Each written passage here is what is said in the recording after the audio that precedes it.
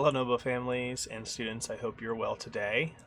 Here is the second YouTube video that I am making. It is about 2 a.m. on March 17th, 2020. So happy St. Patrick's Day, and I hope you're having a great day today as you watch this video. Corey, since you commented on my shirt, here's my new shirt for today. I'm going to stick with the sports theme. So we have Baker Mayfield here, kind of looking like him, you know. So hopefully you're enjoying the shirt. So let me get right into the video here. So I'm going to start with just a quick review of a couple things I went over yesterday. Should take about a minute. So going to our Google Classroom, don't forget you can sign in with your Scholars account or your account that you connected to the Google Classroom. And if you're having trouble finding Google Classroom on the web, click these buttons right here up in the top corner. And then you'll have some things that pop open here, many different options that are also useful things to use. But the Google Classroom button is right here. And you'll find that your scholar has some classes that he's in. Check. Let's go to mine right now. And you'll see this is where I'm posting every day. So the first YouTube video that I posted yesterday is right here. You can watch that again if you need to. You're also welcome to comment on the videos, ask questions, anything that you are confused about. Feel free to do that. So I'll be posting here again daily with the videos and with other things. So don't forget you can find the classwork under the classwork section, and you can also message other students as well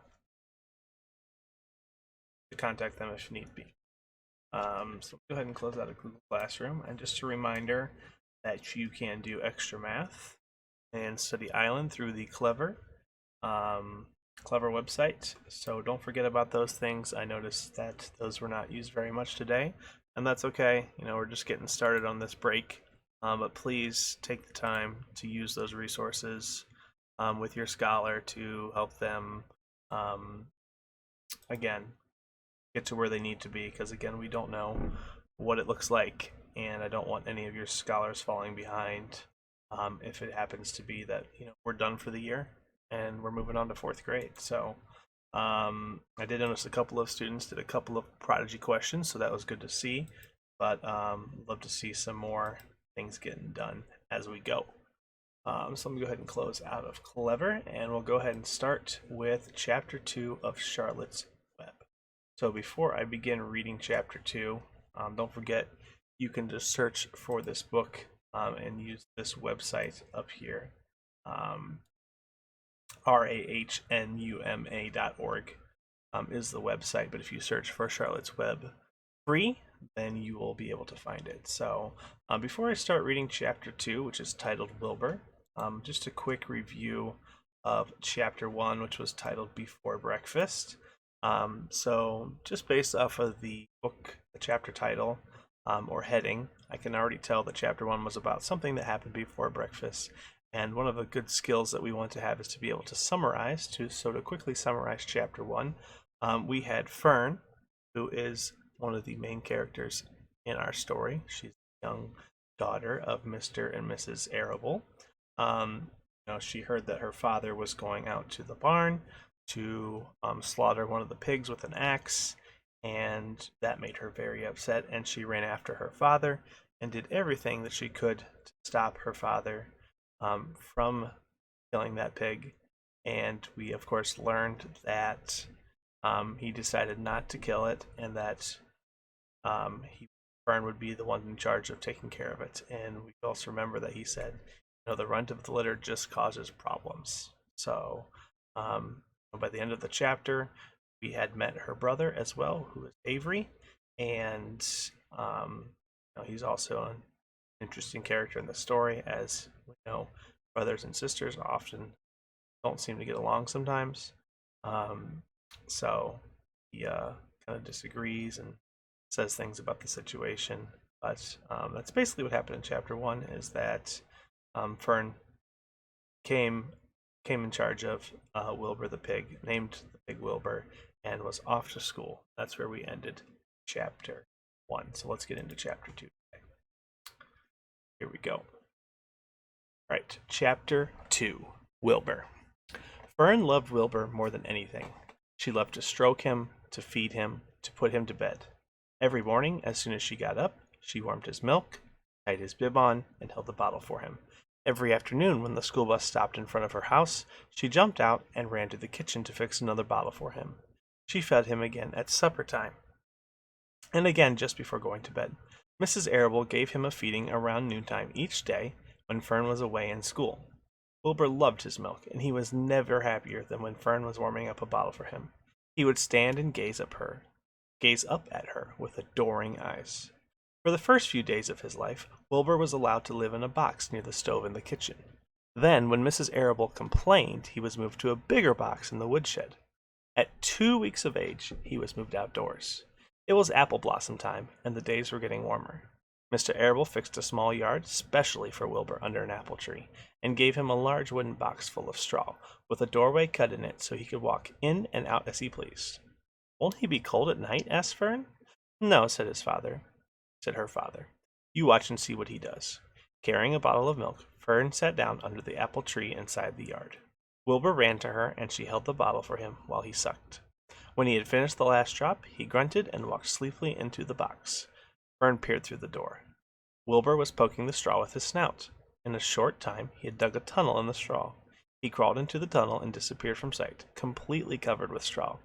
Fern was enchanted. It relieved her mind to know that her baby would sleep covered up and would stay warm.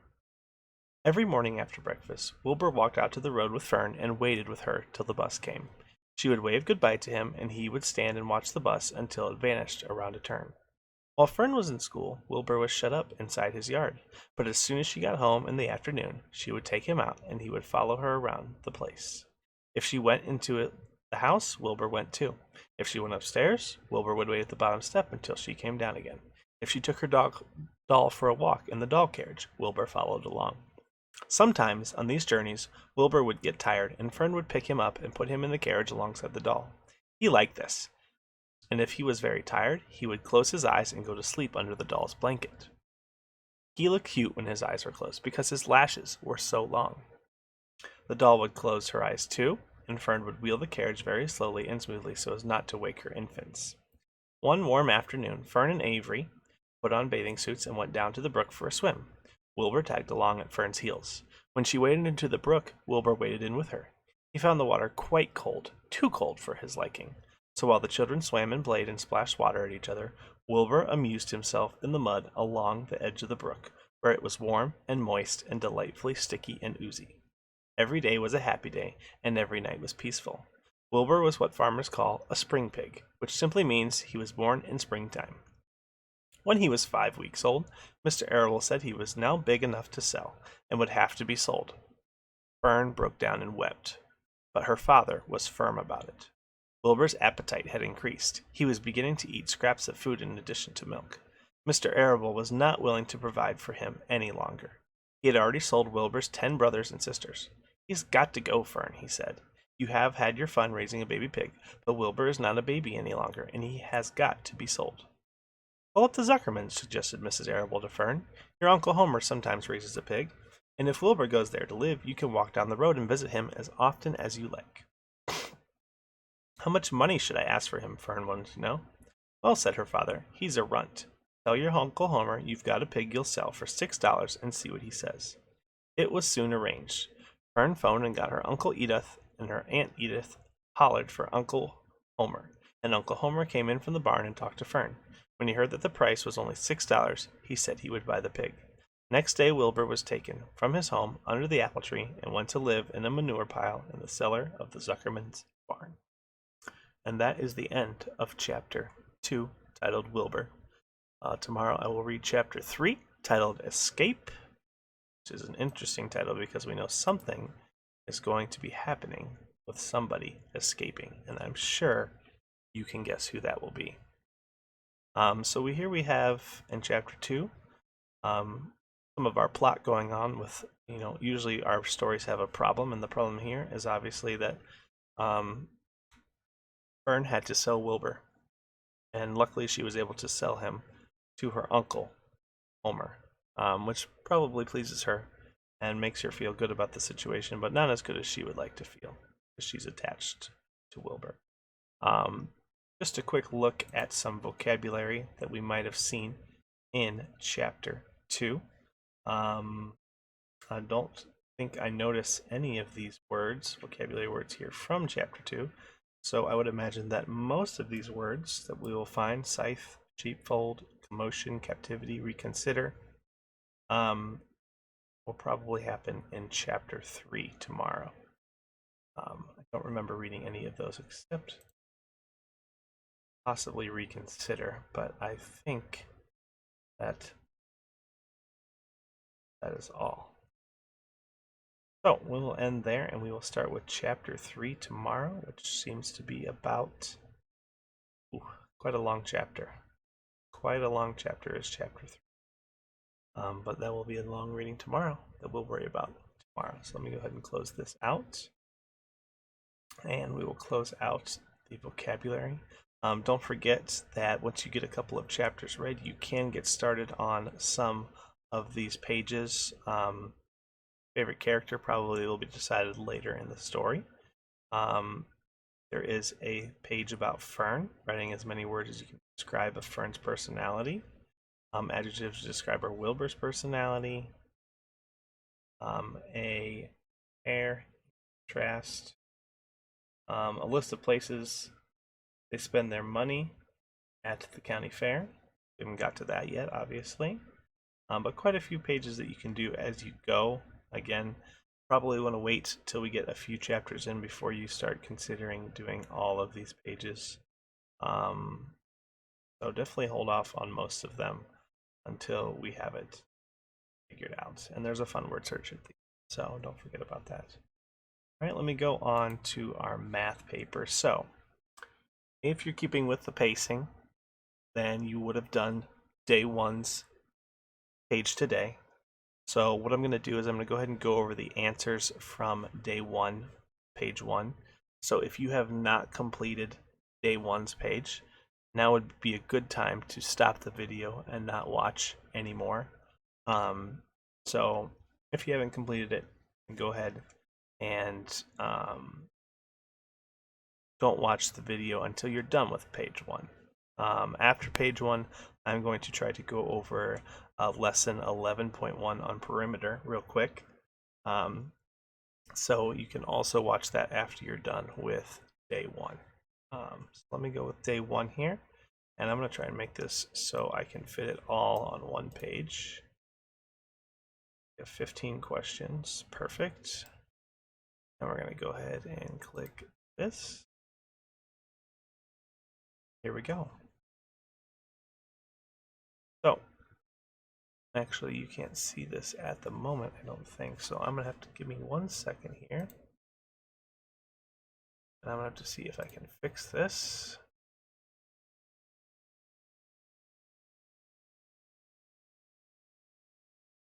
One second.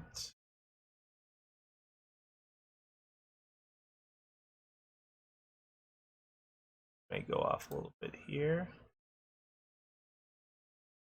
There we go. All right, so this should look better. So now I can go ahead and get started here. For some reason you cannot see this, but I am trying to drag something over. Okay, so question one. Let's go over these answers. In a week, an athlete ran 49 miles and swam 27 miles. The athlete also biked 228 miles. How many more miles? This is important. How many more did the athlete bike, then run, and swim together? Write the two number sentences, then solve for x. So I know that this is going to be two number sentences. So I need to figure out what numbers I'm using first. So I know that run and swim are together. So it's good to put those together first. So ran 49 miles, swam 27. I want to put those together. Means I'm adding 49. And this is not going to be perfect because I am doing the best I can here. 49 plus 27 Solving that, 9 plus 7 is 16. 6 should go down here. And the 1 should have came up here. 1 plus 4 plus 2 is 7. So I know that running and swimming together is 76 miles. But I want to know how many more miles did the athlete bike than run and swim together. So how many more means I should subtract. So taking the other number I have left, 228 minus 76. We do a little erasing here. 228. Again, my numbers are not going to be great because I'm just freehanding this.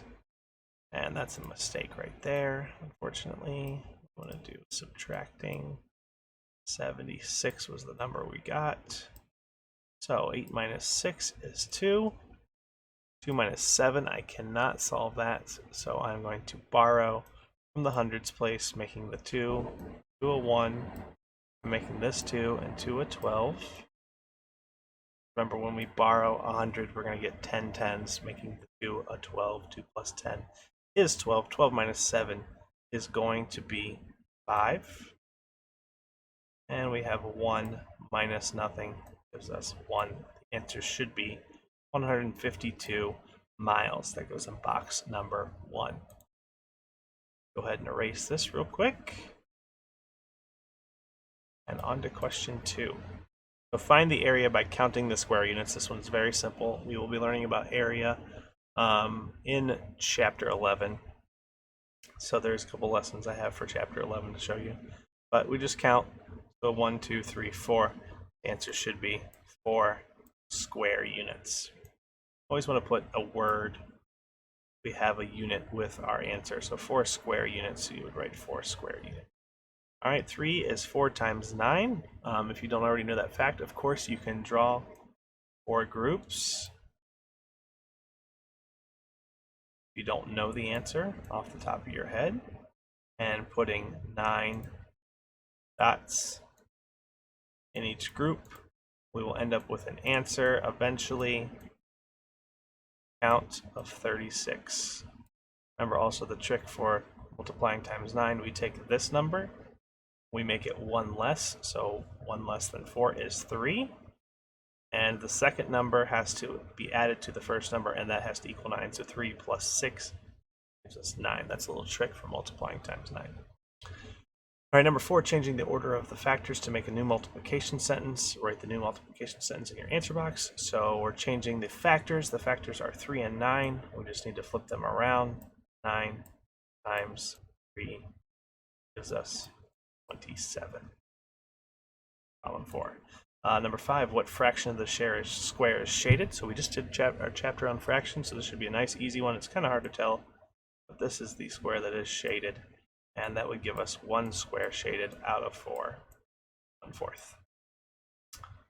Write a multiplication sentence for 7 plus 7 plus 7 plus 7 and solve it. So there are 4 sevens, so we're doing 4 times 7, and that would give us an answer of 28. Number 7, there are 5 spiders on the wall. Each spider has 8 legs. How many spider legs are on the wall? Again, 5 spiders with 8 legs each. So we're doing 5 times 8. And that will give us an answer of 40. And number 8, how many sides does a quadrilateral have? We just talked about quadrilaterals literally right before we got to this point of 3 weeks of vacation. So quad means 4. A quadrilateral has 4 sides. 633 plus 298. So I'm going to go ahead and erase some of this so I can solve this problem.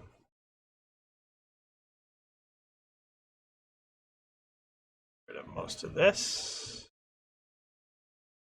So 4 here. 633 plus 298. I can already tell I'm going to need to do some grouping. 3 plus 8 is 11, so one of my 1s from 11 goes here, one of them comes up here. I've got 1 plus 3 is 4, plus 9 gives me 13. My 3 and 13 goes down here. And my 1 comes up here. 1 plus 6 plus 2 gives me 9. Your answer should have been 931. Okay. Also, a little trick is that I know 298 is really close to 300. So if I add 300 to this, I would get 933. But this is 2 away from 300. So 933 minus 2 gives me 931. A little trick there for you. All right, moving down a little bit here. Problem number 10, write the time. So we have not done time yet, but scholars should know time from second grade, at least 2 minutes. So they have not learned this one yet.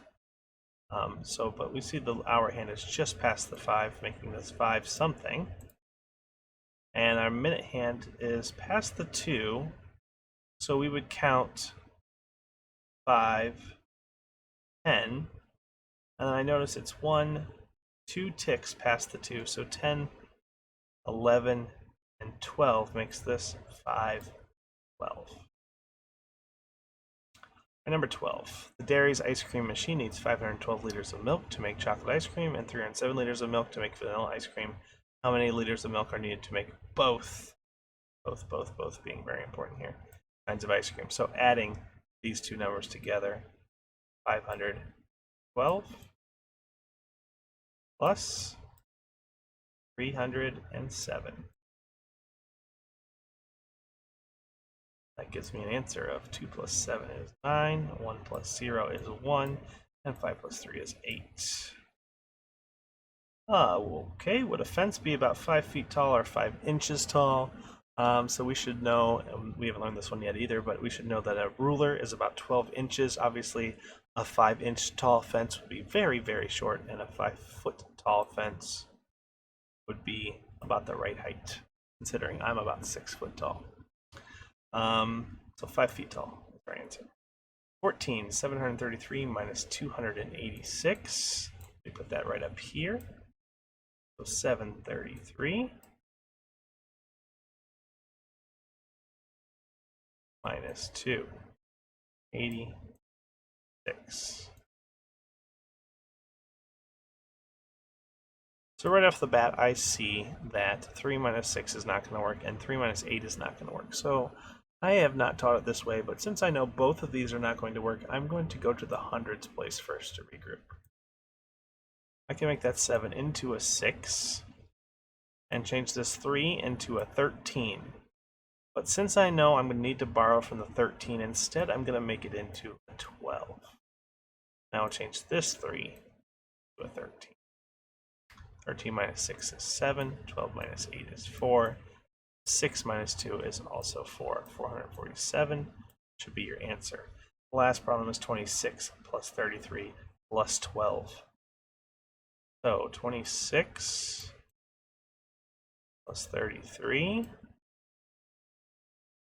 plus 12. Adding those together. 6 plus 3 is 9, plus 2 more is 11. One of the ones goes there, the other one comes up here. 1 plus 3 plus 2 plus 1. 1 plus 1 is 2, plus 2 more is 4, and then we get 7. 71 is our answer for the last problem down here at the bottom. And that's it for day 1. Go ahead and exit out of that.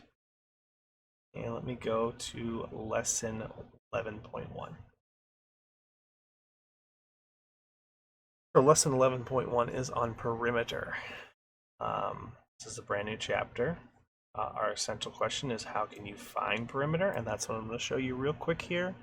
How you can do that. So perimeter is the distance around a figure. The distance around. Okay. So we're going to do this real quick. We don't have geoboards obviously to use. Ask us to do. So they want us to make a rectangle on this geoboard that is 3 units on 2 sides and 2 units on the 2 other sides. So I'm going to actually do this right in the middle of the paper. So I want 3 units on 2 of the sides. So my first side is going to be 3 units. Let me just start right here. 1 unit, 2 units, 3 units. Now they want 2 units on the other side. So I'm going to go here. We're going to go 2 units. We're going to go 3 units back up and 2 units over. Make our shape rectangle. So we came 3 units this way, 2 units this way, 2 units this way, and 3 units this way. Notice how the opposite sides are the same. 2 and 2, 3 and 3. Okay, to figure out what the perimeter of the shape is, okay, all I need to do is add those numbers together. So 3, and we can just use another 3 here. We don't have to do 2. Make this nice and easy for us. So I know that 3 plus 3 is 6. 2 plus 2 is 4. So I'm going to end up with an answer of 10 units long. Okay? How would the perimeter of the rectangle change if the length of 2 of the sides was 4 units instead of 3 units? So they're just asking us if we changed this to a 4 instead. Obviously, each side would go up 1, so that would be a total of 2. Our answer would go up by 2, 12. All right, let's go on the next page here and do the next page. Okay, describe how you'd find the perimeter of a rectangle that is 5 units wide and 6 units long. So I know it's 5 units wide and 6 units long. So we have to know that if my rectangle 5 units wide, 6 units long, it's also going to be 6 on the other side and 5 on the other side. So to find that, all I need to do is add these numbers together. 6, 6, 5, and 5. We would get 12 plus 10. Adding 6 and 6 is 12, 5 and 5 is 10. That would give us an answer eventually of 22. A rectangle has 2 pairs of sides of equal length. Explain how you find the unknown length of the 2 sides when the length of one side is 4 units and the perimeter is 14. I know the perimeter is 14. I know one side is 4. If I draw this picture, 4, 4, and I don't know what this is. Question mark. Question mark. Well, I know that this equals how much? Well, it equals 8, and I know it's 14 in all. So doing 14 minus 8 gives me 6. But 6 is not this side or this side. 6 is both of these sides together. What 2 numbers do I add to get 6 that are the same? That would be 3 and 3. That's how I would get my answer. That would be 3, this side would be 3. We add these numbers together, and we get what we started with, 14. Jill says that finding the perimeter of a figure with all sides of equal length is easier than finding the perimeter of other figures. Do you agree? I do agree, because if all of the sides are the same, let's say 2, 2, 2, and 2, I could do a simple multiplication of 4 sides times 2, give me 8. Much quicker than adding 4 numbers together that are different. You can also use the grid paper to find the perimeter of figures by counting the number of units on each side. So start at the arrow and trace the perimeter. Begin counting with 1, counting each unit until around the figure until you have counted each unit. So what they're saying here is start here with your pencil and just count 1, 2. Okay, every time you get to a new line, it's a new total. So we got 1, 2, 3, 4, 5, 6, 7, 8, 9, 10, 11, 12, 13, 14, 15, 16. In units. Same thing with this one. So again, 1, 2, 3, 4, 5, 6, 7, 8, 9, 10, 11, 12, 13, 14. So again, just counting each time you get to a new line, okay? That's 1 unit, 2 units, 3 units, and so on, okay? And usually, because it wouldn't make sense for this to happen, our answers, you notice, so far have all been even numbers. Perimeter is always going to be even, unless you're using a shape that has 3 sides or 5 sides. You're using a shape with an odd number of sides. Your answer could be odd. Okay, but if I'm using a shape with an even number of sides, my answer is going to be even. Okay, let's go to the last page here that I can show you. So I'm just going to show you one problem here. And I'm going to let your scholar do the rest on their own. So, here we go. I'll do a couple actually. So first problem, again, I could choose to count how long each side is and then add it, or the easier way is to count it as you go, just tracing 1, 2, 3, 4, 5, 6, 7, 8, 9, 10, 11, 12. Again, notice even number, 12 centimeters. Okay, this time I could choose to count. So I got this one as 3, 1, 2, 3. I see 1, 2. I see this is just 1. This is 1, 2, 3. 1, 2.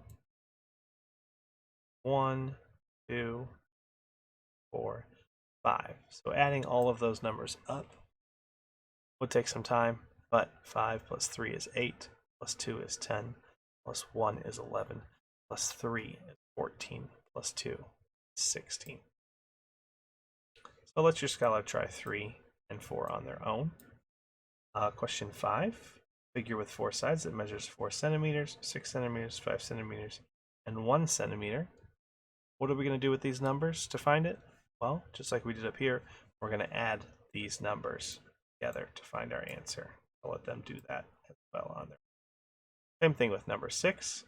Number 7 said explain how to find the length of each side of a triangle with sides of equal lengths and a perimeter of 27 inches. So again, there's some clues here. The triangle, so draw a triangle. It's a nice quick sketch. The sides are equal, okay, equal, and 27 inches. How many sides are there? There's 1, 3, 27 equal 27 divided by 3 sides tells me how long each side will be. Let them figure that one out. Okay, last thing is the last page. They have time for this. So Louisa drew a rectangle with a perimeter of 18 centimeters. Select the rectangles that Louisa could have drawn. Mark all that apply. This mistake we often make is we just choose one answer. Mark all of them. So 18 centimeters. Okay. Now this is going to be tricky. Because you would think 9 and 2. 9 times 2 is 18. But remember, 2 of the sides are 9. 2 of the sides are 2. That's not going to equal 18. So eliminate this. 6 and 3. So 6 plus 6 is 12. 3 plus 3 is 6. 12 plus 6, 18. B is correct. I'll let you figure out the last 3 if you can. Okay, what's the error? Kevin is solving perimeter problems. He counts the units, says the perimeter is, in this figure is 18 units. Okay, Kevin made an error here somewhere. He did something wrong.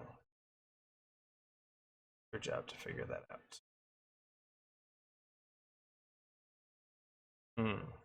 It's tricky. I think I see what the problem was. Circle the area where you can find the problem. Somewhere there's a problem here. Somewhere. I haven't made a mistake. Okay, and then that's it for day 2. Day 3 is going to be the homework page that they can try on their own as well. Okay, with some review problems. Problems are good. So, I don't really have any other things to show you right now. So again, 35 minutes. Thanks for tuning in. Appreciate you watching these videos. If you are, let me know if there's anything you'd like me to show you, you'd like to see in the next video that could be helpful for you or your scholar. And just be safe out there. Stay indoors. Be careful. And definitely thinking about you in this time.